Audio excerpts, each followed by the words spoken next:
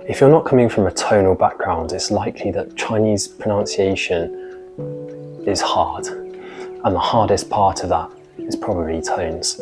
Yet tones are also the most important aspect of Chinese pronunciation in many ways for us as foreign learners, as even a simple mistake can make the Chinese native speaker believe that you're saying marijuana as opposed to a middle-aged woman. Now, no one wants to be making mistakes like that. There's all sorts of advice on the internet, from simply waiting to naturally pick them up after thousands and thousands of hours of listening and just simply ignoring them, to the other end of the spectrum where you should be religiously drilling them for the rest of your life every day.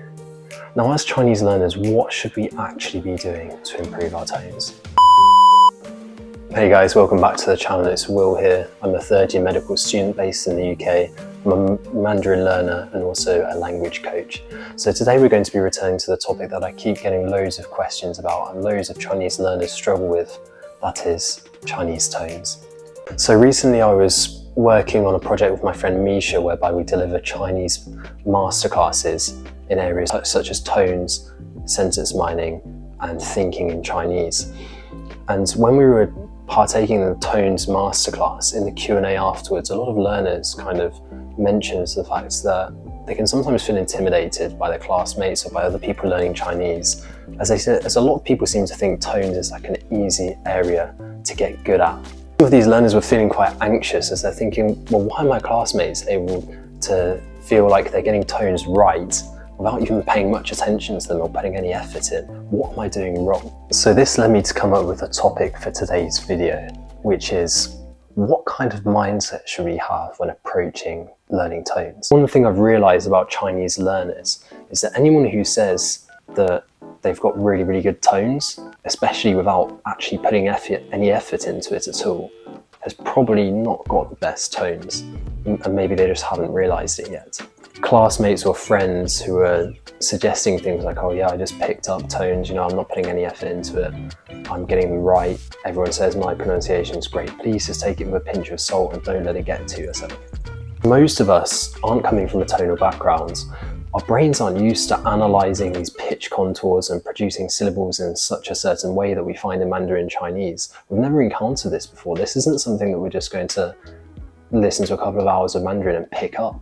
It takes effort and dedication to get this stuff right. The research in neuroscience, we know that there's clear differences between adults and children. Children are able to just grow up in a Mandarin speaking household and naturally with time get tones right without explicitly learning them. But as adults it's different. We probably need to take some shortcuts and some dedicated practice in order to get tones right. I've yet to meet a Mandarin learner who's just picked this up and not spent any time actually practicing tones. You know, even the most legendary Chinese speaker, Da Shan, the Canadian comedian, for those of you who don't know, spent ages trying to master tones. Not to say that only a select few geniuses like Da Shan can do a good, or master it, or loads more of these like YouTube sensations or amazing Chinese speakers are able to learn tones. It's very far from it. As someone who's been through this struggle myself, and also being involved in coaching other learners to do the same and helping people to try and achieve this goal of tonal mastery, I generally believe it's within all our grasps. Yet despite this, the majority of learners are just not getting Chinese tones right. They're just not quite up there.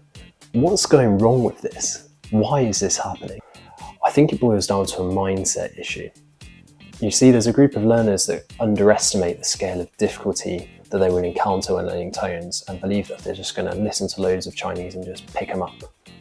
By a far larger group of learners overestimate the difficulty presented by tones, being scared off by these horror stories on the internet whereby Chinese learners try and order dumplings in a restaurant and they say 睡觉 rather than 水饺 and then get a weird look from the waiter. Learners are probably going to think to themselves something like this: how on earth am I going to master and remember all the tone pairs for all of the vocabulary that I know and then be able to produce it without thinking instantaneously whilst talking at natural speed? Simply, the way you're going to do this is training yourself to do it, much like riding a bike or going swimming.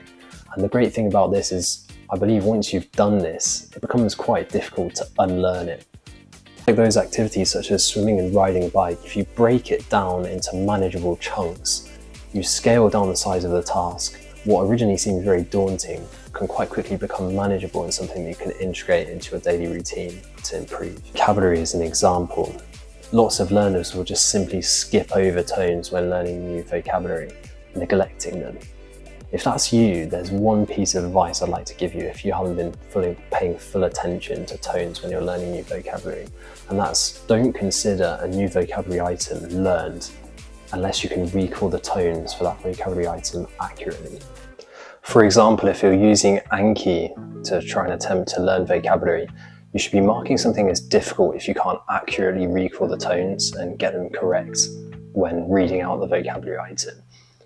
Alternatively, if you're reading articles or you're reading graded readers in Mandarin, which are obviously great things to do, try and slow down and pay attention to the tone of every character, making sure you're getting them correct before you move on. And if you can't, then it's probably a good idea to look up the tones that you can't remember or that you're getting wrong. Now guys, you've got to be prepared because at the beginning this is going to be quite difficult. But I promise you, within a few weeks of this deliberate practice, it's going to become much easier and much more manageable. You're going to become significantly faster at recalling the tones with this deliberate practice. And I bet within a few months, it's going to be a case of autopilot, whereby you just kind of recall it as easy as you would with any other aspect of the pronunciation, such as initials and finals. The scale of this challenge that once seemed like an unsurmountable mountain is just going to become infinitely smaller and smaller. Of course, adopting this mindset shift, where you pay attention to tones and making sure you're getting them right on everything you learn, is not going to instantly make you sound like a native speaker. You know, there's a lot more technical challenges involved in speaking Chinese well. We believe this simple mindset shift, which I've introduced today, will be of great benefit to you if you can just apply it to every aspect of your Chinese learning. But by the way, guys, if you guys are interested and you want a more comprehensive guide of how to nail tones and how to produce them accurately at full speed, speaking fluently, then myself and Misha are actually doing another tones masterclass on the 22nd of October if you're interested. Obviously the link's in the description below for that. The thing to take away from this video, guys, is that you can do this. You are capable of learning tones. You don't need some superhuman memory ability. You don't need to be a language genius. You just need to be willing to put in what I like to call deliberate practice. And again, in the later stages, get lots of feedback. If you do these two things, I genuinely believe that tones mastery is not something that's completely out of reach for the majority of language learners. I hope you've enjoyed this video, and if you have, I'd really appreciate it if you could like and subscribe. And let me know if you've got any thoughts and comments. Please put them in the comments box down below. And if you want to see more tips for learning Chinese and more Chinese interviews, make sure to subscribe to the channel and check out some of my other videos. Alright, bye for now.